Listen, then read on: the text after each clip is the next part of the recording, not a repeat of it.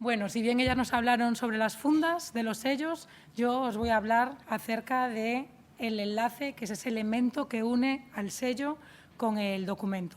Como hablábamos en la ponencia de ayer, pues hay enlaces de distintas materialidades, pero vamos a hablar solamente de los enlaces textiles, que son los que yo tuve contacto en estos últimos tiempos. Deciros que el título de la ponencia, Enlaces textiles, experiencias en el IPCE, es una declaración de intenciones, es decir, pretendo mostrar aquello que llevamos a cabo en estos años por si sirve de inspiración a la hora de escribir técnicamente y de intervenir enlaces. Pero que, bueno, soy una recién llegada a este campo. No conocía, tengo que reconocer que no conocía esta tipología. Cuando Sara Ruiz, nuestra compañera, me preguntó si me parecía bien colaborar con ella en la intervención de los primeros documentos que traté, para mí fue una gran sorpresa, pero una grata sorpresa conocer esta tipología. Bueno, pues como novata en la materia, para mí el primer punto fue centrarme en cómo le llamo yo a esto, porque de repente me ponía a leer artículos y me encontraba nombres tan dispares como ligaduras, ataduras, nexos, enlaces, lemniscos, vínculos, y no sabía realmente cuál debía ser el más apropiado. Finalmente, al localizar el Vocabulario Internacional de la Sigilografía de 1990, que fue publicado por el Ministerio de Bienes Culturales italianos, elaborado por un grupo internacional de expertos en la materia, en los que desde el punto de vista en los que se agradece la colaboración de Menéndez Pidal y en la traducción de las terminologías a Carmona de los Santos, me pareció que era un documento de peso, por lo tanto, opto por hablar o bien de enlace, del lemnisco, del vínculo. Entre estos tres, yo generalmente uso enlace porque me parece más didáctico y más claro a la hora de hablar, pero bueno, cuando tengo que redactar y buscar sinónimos, uso cualquiera de los tres. Yo creo que son los más adecuados. Aquí podéis ver el enlace un poquito más ampliado.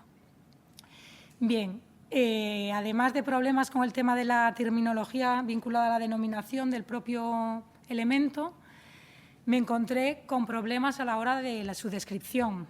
Encontraba numerosos documentos en los que hablaban de torzales de seda, de cordones, de cinta, de trencilla. Veía trencilla y decía, alude a la técnica, algo que alude a la técnica. Pero cuando tenía la posibilidad de encontrar fotos, de repente allí no había ninguna trencilla. Es decir, o bien nos hablaba desde el punto de vista técnico, o bien si es que se usaba alguna terminología, en muchos casos no era adecuada, entonces se generaba muchísima desconfianza.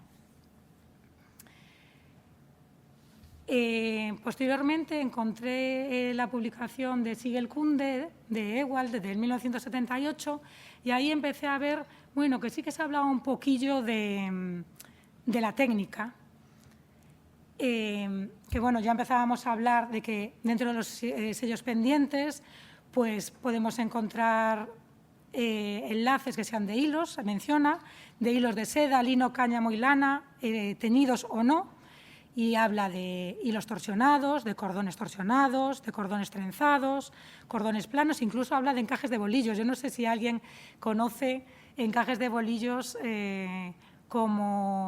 haciendo esta función de enlace, sería muy interesante. Si alguien lo conoce, que nos lo hiciese saber. Bueno, es en esta parte que marco en naranja la que muestro la traducción. Y también dentro de esta búsqueda de una descripción técnico-formal de los enlaces, el propio Vocabulario Internacional tiene una parte dedicada a una ficha para descripción de los documentos. Y hay una zona en la que le dedica a los enlaces. Entonces, ellos consideran que hay que indicar lo que ellos denominan la naturaleza del enlace, pero nuevamente ahí hablamos de una descripción formal y material y no técnica. Hablan de cordel de cáñamo y de lino, de cordón de sección tubular, de cordón plano, de cinta, de hilos de seda. También aluden a que es importante documentar el color y en el caso de que el color esté vinculado con los colores heráldicos del sellador también indicarlo. Y nos dan una recomendación, que es a la hora de hablar de los colores, que busquemos un punto resguardado, ¿no? Porque, claro, son conscientes también de la decoloración a lo que sufrieron. Y entonces, bueno, ellos dicen que un buen lugar para encontrar el color original o el más próximo al original es bajo la plica del documento. Y después hacen una recomendación de que sería interesante, si hay nudos excepcionales, que hablemos de ellos y también que hablemos de los óculos presentes en la plica y si existiesen sistemas de protección antiguos que también se deberían documentar. Pero es cierto que no hacen alusión a los sistemas, no hacen alusión a las fundas textiles. Sí se habla de las cajas de madera, metales, pero no hablan de las cajas textiles. Entonces, llegados a este punto, aquí es donde hablan de la descripción formal, de los colores, los nudos y los sistemas más antiguos de protección. Pues llegados a este punto, a mí me gustaría pues, presentaros aquellos ejemplos en los que yo pude trabajar y cómo considero que se podrían denominar. Es una propuesta. Bien, una de las tipologías más habituales, es un tejido plano con el ligamento tafetán. Ayer ya hablábamos de este ligamento, que es el ligamento más sencillo que podemos encontrar. Aquí podéis, un momento que pongo el cursor, el puntero, digo. Podéis ver claramente las tramas horizontales y el orillo en esta zona de aquí, donde vemos cómo voltea esa trama. Y si lo vemos al cuentahilos, podremos ver perfectamente ese ligamento tafetán, ¿no? Donde las urdímbres pares se mueven al contrario que las impares. Os presento dos ejemplos. Si bien no encontré ninguna alusión a cuál podría ser el telar en el que podrían ser confeccionados este tipo de enlaces, este es un tipo de telar, un telar denominado telar de cintas, que creo que sería muy apropiado para confeccionar estos enlaces textiles con ligamento tafetán. Otro tipo de enlace que también encontré en los documentos que pude intervenir es un enlace cuya técnica es el tejido de cartas. En concreto, este es un tejido de cartas plano a modo de cinta, podríamos decir, para ayudar a la comprensión. ¿Por qué sabemos que es un tejido de cartas? Que luego os explicaré cómo están hechos estos tejidos. Porque estos tejidos tienen ciertas características que nos ayudan a identificarlos. Son tejidos en los que predomina la urdimbre. Hablamos que para hablar de tejido tiene que haber trama y urdimbre, pero cuando hacemos una primera aproximación lo que vemos es la urdimbre. La trama queda oculta. También, por otro lado, una característica primordial de este tipo de tejidos, que se da en muy pocas otras técnicas, es que cuando se elaboran, las urdimbres se torsionan entre ellas. Si recordáis las imágenes de los telares que vimos ayer, las urdimbres están completamente rectas en el telar y lo que hacen es subir y bajar dependiendo del movimiento de los lizos. Pues aquí no. Aquí es una de las pocas técnicas en las que esas urdimbres también se van a torsionar. Torsión implica un retorcimiento. Y después también hay otro elemento que lo veis ahí señalado con ese círculo naranja, que es el denominado punto de retorno, del que luego hablaremos para que lo podáis entender. Simplemente ahora citároslo. Para confeccionar este tipo de enlaces se usa el telar de cartas, que veis aquí un diagrama y que pudisteis ver en la exposición. El telar de cartas podemos ver las urdimbres. Las urdimbres están tensionadas porque uno de sus extremos se ata normalmente a la cintura del tejedor o tejedora y el otro extremo a un punto fijo. Si es verdad que también se puede usar una estructura que mantiene las cartas más estable, pero bueno, lo más básico es lo que encontráis en la exposición, que como veis se puede elaborar con materiales muy, muy sencillos. Y la característica que da nombre a este tipo de telar es que esos elementos que mueven, que accionan las urdimbres, son cartas. Son este tipo de elemento que, si bien las más habituales son las cuadradas de 4 agujeros, existen cartas de forma muy dispar, como podéis ver ahí en la diapositiva. También deciros que que encontramos cartas de distintos materiales, se puede encontrar de madera, de piel, de hueso, de cerámica, de piel de pescado, de metal, de caparazón de tortuga, de cartón o incluso de pergamino. Y que deciros que es una técnica que está documentada desde el Neolítico. Se conserva en un yacimiento el inicio de un tejido de cartas. Pues bien, el elemento resultante, es decir, el tejido resultante, viene determinado por varios elementos, concretamente 5 elementos, que son la forma que tienen en la carta, de la que ya hablamos, el número de cartas y el número de perforaciones que tienen estas. Tenemos que decir que en cada perforación entra una urdimbre.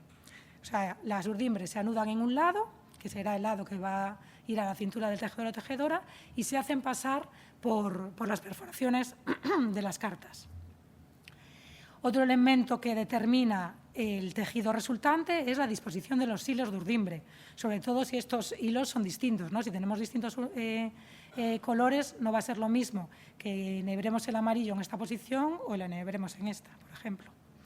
También la posición de la carta enhebrada dentro del grupo de cartas.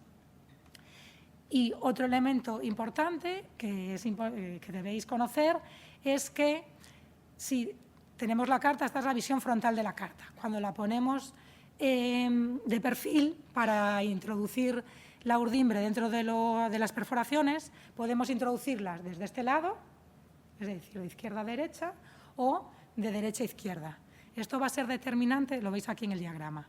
Es decir, si lo introducimos de derecha a izquierda, es decir, decimos que es un enhebrado en S, y si las introducimos de izquierda a derecha, decimos que es un enhebrado en Z.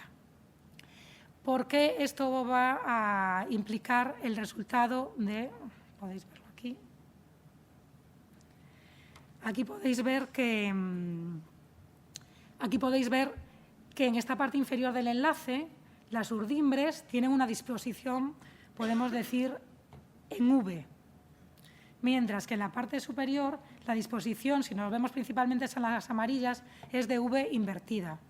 Esto tiene que ver con esta disposición de la que estamos hablando a la hora de introducir la urdimbre en las cartas y también con la dirección de rotación. Yo puedo rotar las cartas hacia adelante o puedo rotar las cartas hacia detrás.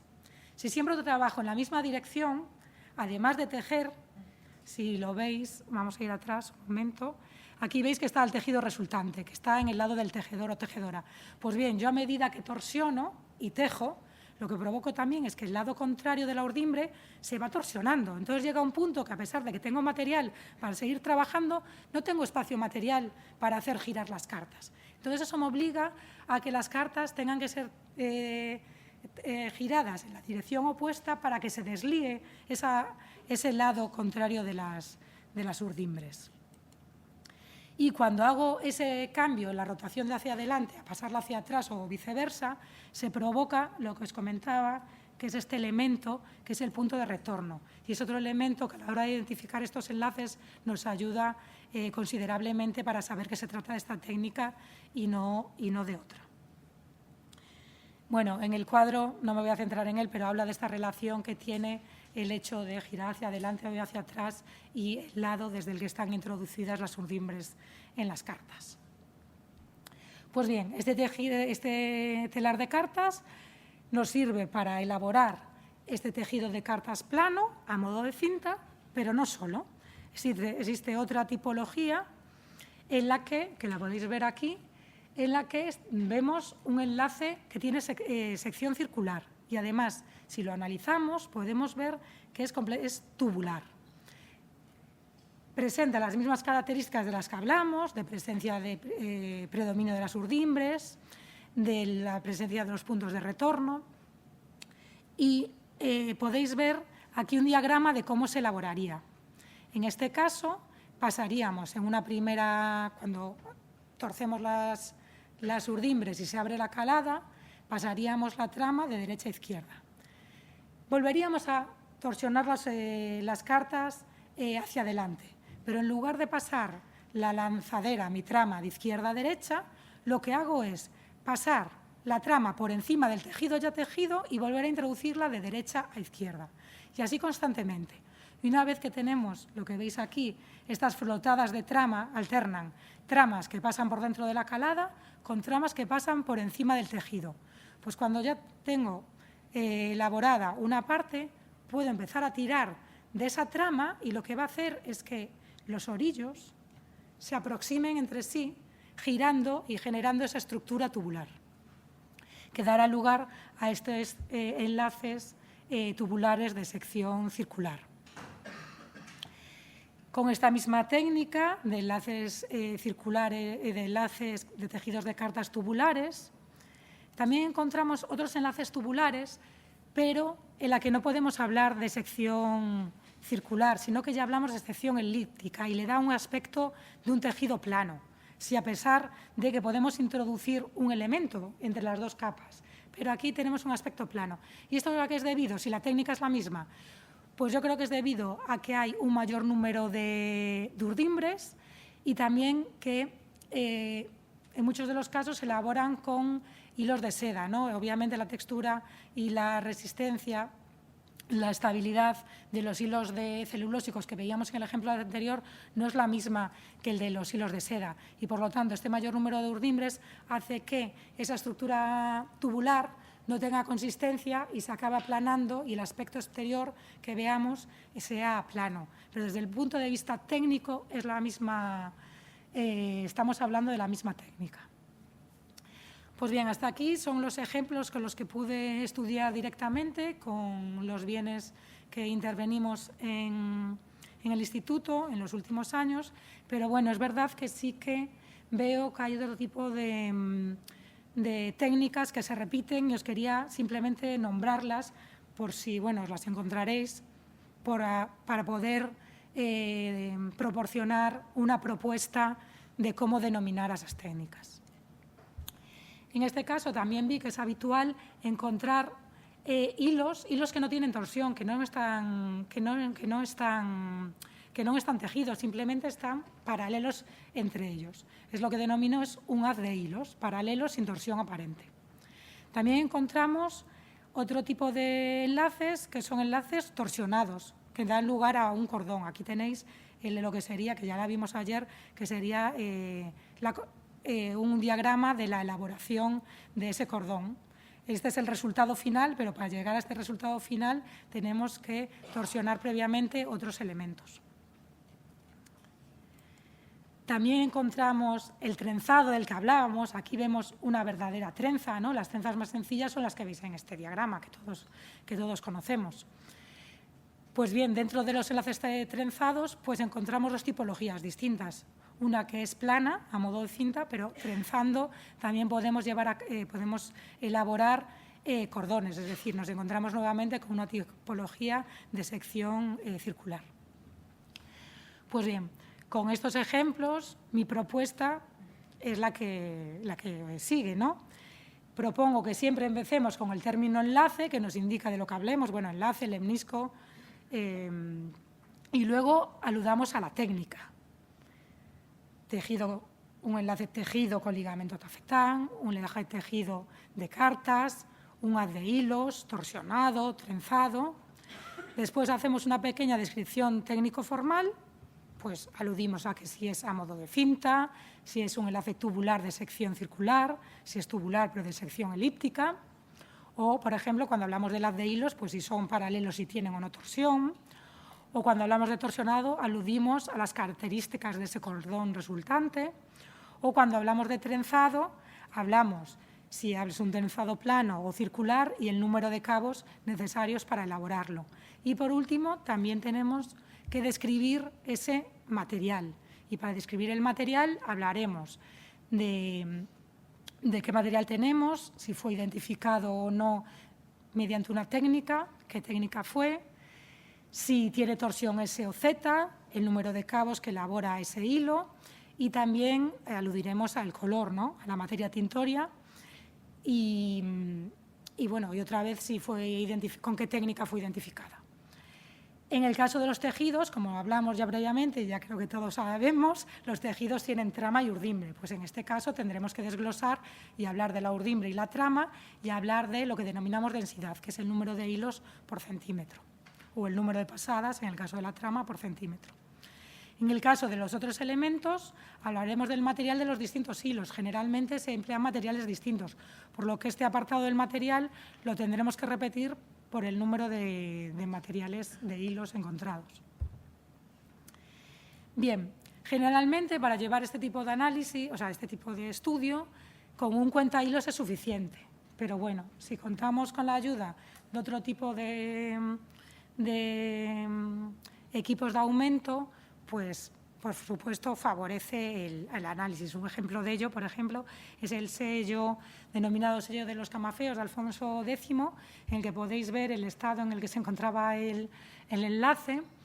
Se habían perdido las tramas y gracias a trabajar con más aumentos sí que encontramos 3 zonas en las que se conservaba la trama, que la veis aquí ampliada. En algunos casos, como este, desconocíamos por completo de qué técnica se trataba. Las urdimbres estaban completamente sueltas, no están entrelazadas con la trama. Por lo tanto, sería imposible conocer de qué técnica emplearon. Pues bien, aquí ya jugamos a otro nivel y gracias a los laboratorios del instituto, los laboratorios que están con la ayuda del Departamento de Estudios Físicos, a los que agradecemos la posibilidad de hacer radiografías. Si bien es verdad que radiografiar textiles es ligeramente complicado, pudimos ver, gracias a la radiografía, el interior del sello. Y en este interior del sello pudimos diferenciar claramente que hay presencia de tramas y urdimbres. Aquí veis elementos horizontales, a ver, aquí hay uno, aquí hay otro, y elementos verticales. Pero bien, si en este caso hablamos de un enlace en el que sea una técnica de tafetán, o sea, un enlace tubular, aquí no podemos concluir. Lo comparamos con otra radiografía del enlace tubular que visteis inicialmente, pero la verdad es que no pudimos sacar grandes conclusiones porque, si os fijáis, se trataba de un enlace tubular, pero en la propia radiografía, dependiendo de la posición y del estado de conservación del enlace, hay zonas en las que claramente vemos como una espiral que nos están remitiendo a esa característica tubular, pero en otras, siendo también tubular, no es tan evidente. Aquí no podría ser tan claro. Otro elemento en los que nos podríamos fijar es en la cantidad del registro fotográfico, o sea, el registro radiográfico. Si hablamos de un enlace tubular, la cantidad de elementos registrados sería mayor, la densidad del elemento registrado es mayor, porque tenéis que pensar que están solapadas 2 caras de tejido, cosa que no sucede en un enlace elaborado con ligamento tafetán. Pero es verdad que es difícil, es poco concluyente. A mí me resulta difícil dar una... Puedes lanzar hipótesis, pero no algo concluyente.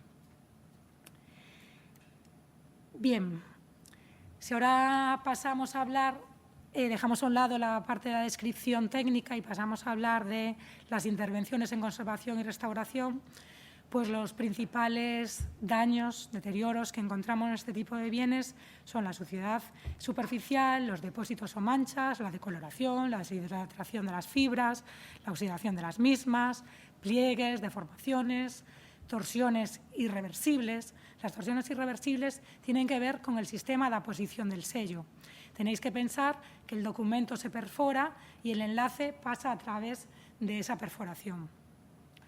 Y esos 2 extremos de enlace normalmente se anudan y, si no se tiene cuidado a la hora de hacer este nudo, si queda torsionado el enlace en la parte superior, esa torsión ya no vamos a poder eliminar nunca, porque entre el nudo y después la posición del sello, esa torsión queda ahí fija. También encontramos otras zonas caracterizadas por la abrasión y encontramos tanto fracturas parciales como fracturas totales de enlace o fracturas de elementos individuales, ¿no? Como podéis ver en el enlace que ya visteis de Alfonso, en este caso habían desaparecido las tramas y muchas de las urdimbres se encontraban fraccionadas. Dentro de esta amalgama de hilos, bajo el estudio con el microscopio, pudimos ver que gran parte de esas urdimbres estaban fraccionadas y que ya no tenían unión al hilo. Y se decidieron retirar y conservar separadas. Después os explicaré por qué. Otro ejemplo que veis aquí en el sello del arzobispo Sancho es el ejemplo del enlace tubular.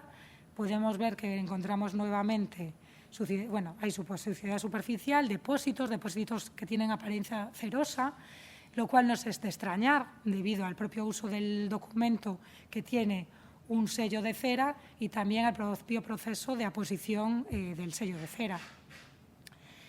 Vemos la rotura parcial y pérdida de tramas. Vemos como aquí el ligamento está completamente abierto en esta zona, porque por un lado se perdieron las tramas o por el otro lado están completamente fracturadas en un lateral. Y hablamos también de fractura total del enlace, en este caso en los extremos inferiores que sobresaldrían del sello que no se conserva. Y la rotura la rotura del vínculo entre el documento y el enlace. En este caso, el sello está completamente independiente. En este enlace del ligamento tafetán pues vemos otro tipo de deterioros. Este fue un sello que fue intervenido previamente por una persona especialista en conservación y restauración de documentos, en los que decidió emplear una crepelina de seda para consolidar la falta de las pérdidas de trama. Se puede ver cómo la falta de remate de esa crepelina pues, implica que la crepelina se está deshilachando. Si no tocasteis la crepelina en la pequeña exposición que os preparamos, os invito a que la hagáis y compararéis la textura de la crepelina con la textura del nylonet, que es el elemento, el tejido tul sintético.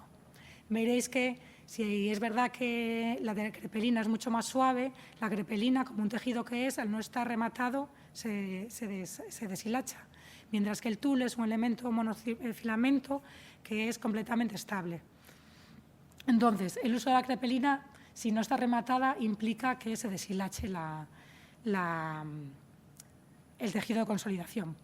Después aquí también podemos ver pliegues y deformaciones y la pérdida en ciertas zonas de la trama que evidencia que las urdimbres, en este caso, pues flotan libremente, susceptibles de ser fácilmente enganchadas y generar deterioros mayores. En este otro enlace, que es un enlace tubular, vemos algo también típico de los deterioros, que es que este enlace se encuentra completamente aplastado, probablemente bien por la manipulación del bien porque a la hora de llevar la intervención de este documento, pues no fueron sensibles, no tuvieron la sensibilidad que ya se nos indica en ciertos documentos, ¿no? Que cuando es necesario, por ejemplo, alisar, pues tenemos que ser conscientes que tenemos el enlace también en una zona del pergamino y que debemos trabajar de modo que el enlace no sufra las consecuencias de otros tratamientos. Pues aquí vemos cómo está completamente deformado y aplastado. En este otro ejemplo vemos la fracturación parcial del enlace y la abrasión en la zona del óculo. Lo que veíamos en la otra imagen era la visión del óculo desde el anverso del documento, pero tenemos que pensar que cuando se dobla el documento a la mitad para generar la plica y generar ese refuerzo, pues hay dos capas de pergamino con óculos. Es decir, que esa abrasión no solo se produce por el óculo del anverso, que es el que vemos normalmente, sino también por el óculo del reverso. Bien, Pasando para intentar solventar, alargar la vida del enlace, los tratamientos que solemos llevar a cabo es una limpieza mecánica por microaspiración. En este caso, en la foto que ilustra el seminario, podéis ver que al microaspirador habitual de museos se aplicó una pipeta que nos permite trabajar de una forma mucho más detallada y controlada. Y normalmente hacemos el trabajo a través o bien del microscopio o a través de una lupa de aumentos. En este caso era una pipeta que encontré entre esos materiales antiguos que hay en el taller, que creo que debería ser para ser acoplada a un frasco de vidrio. Pero si no se cuenta con esto, se puede hacer una pipeta, partiendo de una pipeta Pasteur, que le rompemos la punta y para redondear esa punta, con un mechero de alcohol a la llama, podemos dotarla de cantos redondeados. Es decir, nos podemos hacer nuestra propia pipeta Pasteur y con nuestra propia pipeta de aspiración. Y con un poco de práctica, incluso podemos moldear un poco ese agujero que hacemos en la pipeta. Y podemos decidir si lo hacemos en la punta de la pipeta o en un lateral, porque dependiendo a veces de dónde tengamos que trabajar, esas pequeñas modificaciones son de gran ayuda.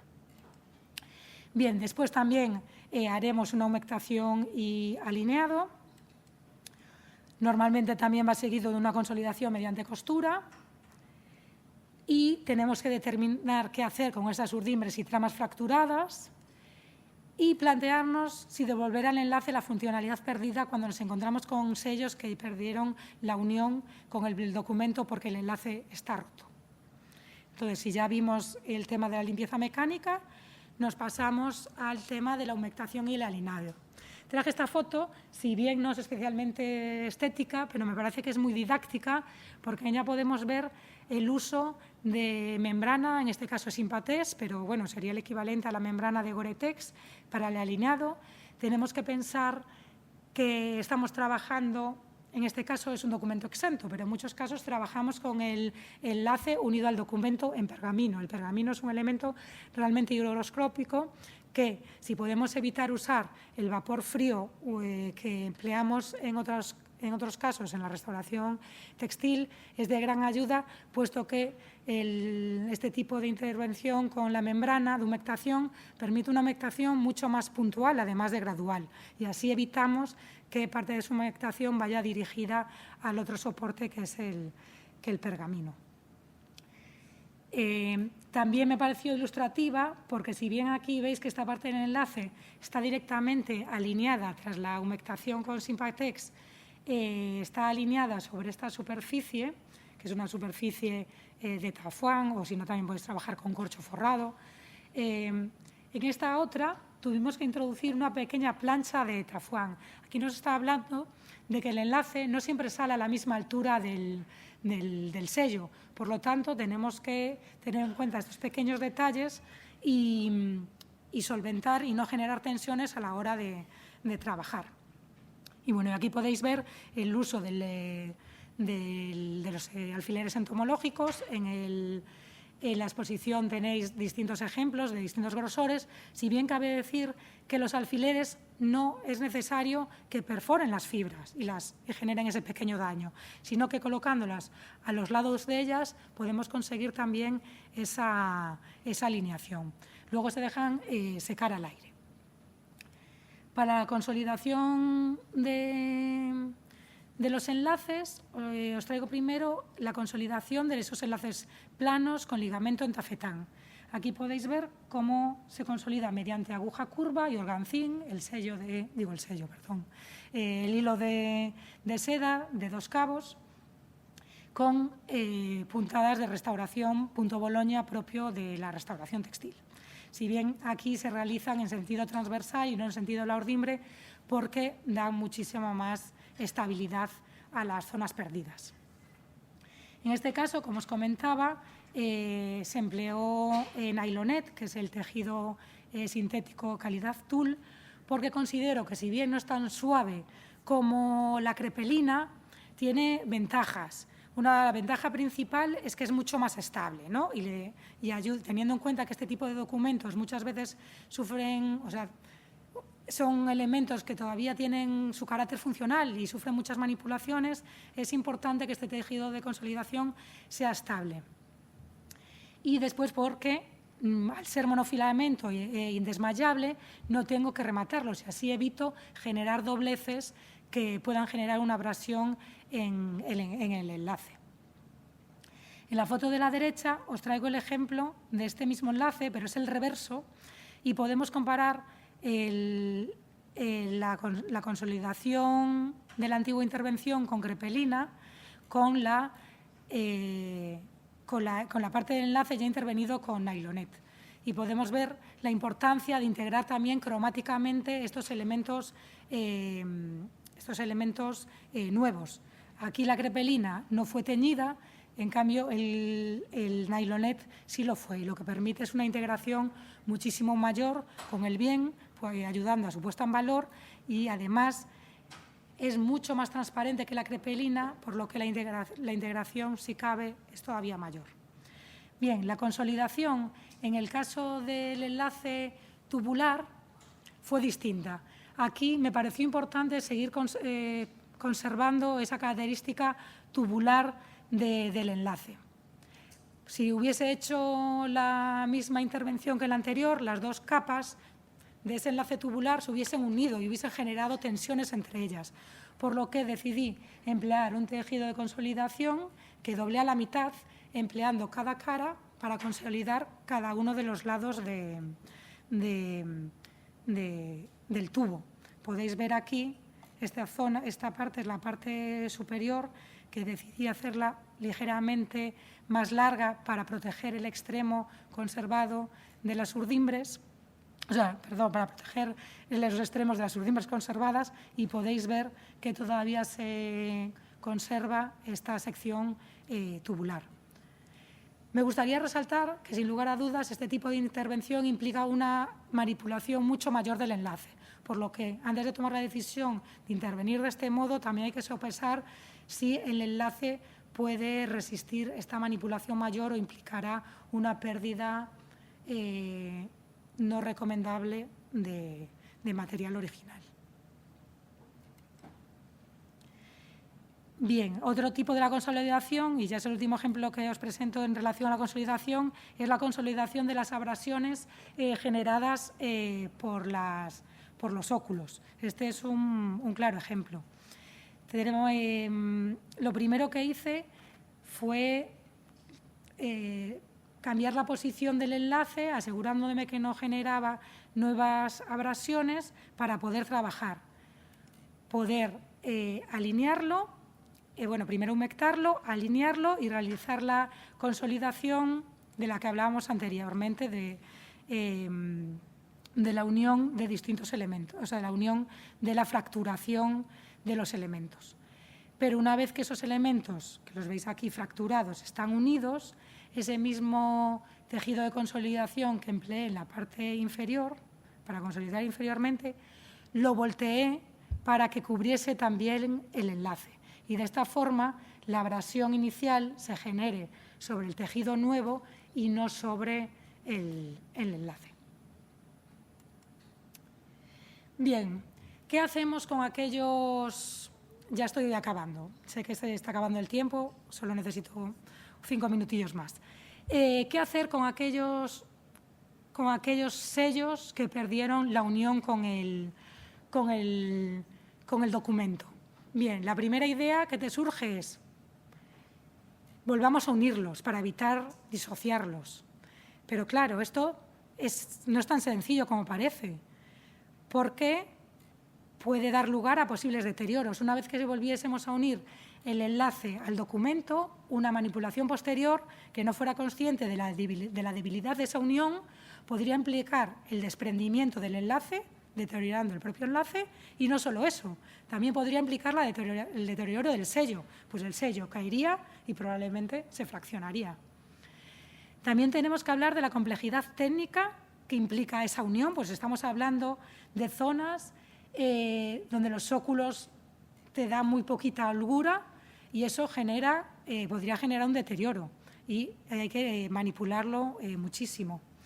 Y otro problema que nos encontramos es que podemos desconocer la técnica de aposición. Existen distintas técnicas de aposición, no me voy a detener en ellas, simplemente que veáis, pues ese es un ejemplo en el que hay un único óculo por el que entra el enlace y luego se anudan los dos cabos, pero hay otras mucho más complejas, como podemos ver en estos ejemplos en los que no me voy a parar.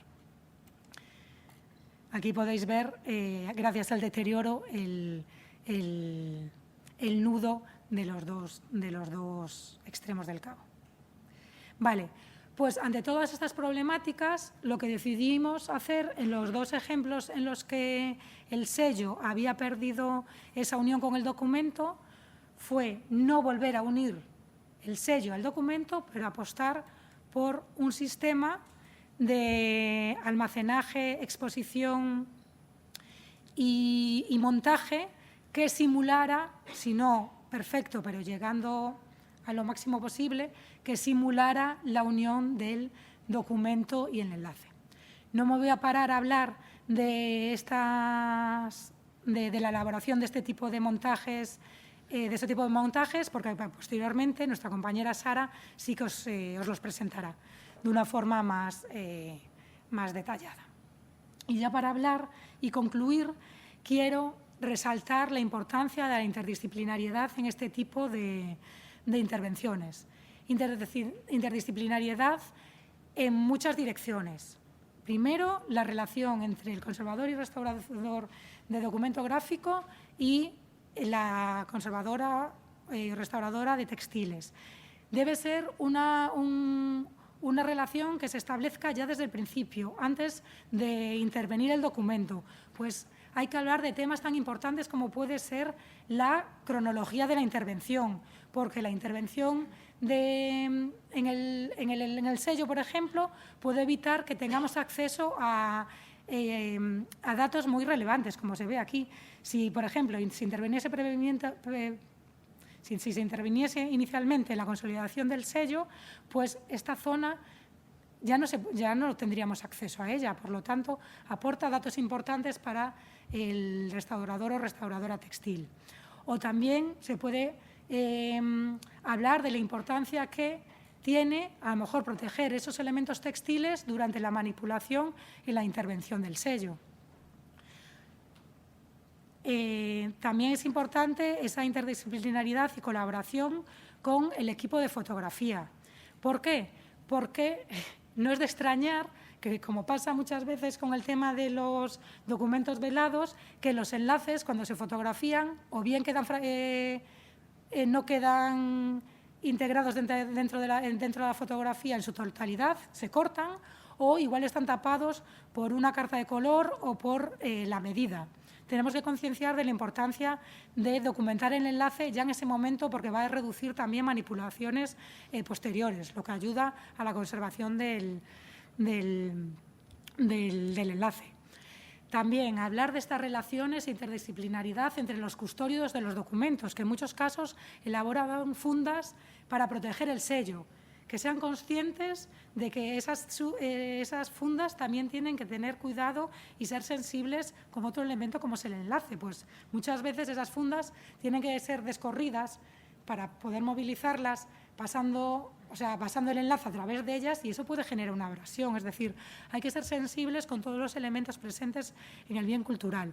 Y por último, solo hablar también de la interdisciplinaridad con científicos y con historiadores, puesto que los conservadores restauradores, durante nuestras intervenciones, invertimos mucho tiempo para llevarlas a cabo, y durante este tiempo es un tiempo muy preciado, por lo que podemos conseguir muchísima información, muchísimos datos sobre los elementos sobre los que intervenimos, y que son datos que, sin lugar a dudas, van a ser también muy útiles para ellos. Es decir, hay que trabajar en equipo y que sea interdisciplinar de verdad, que no sea un equipo que cada uno trabaja por su parte, no, un equipo de verdad, un equipo interdisciplinar. Con esto acabo. Muchas gracias por vuestra atención.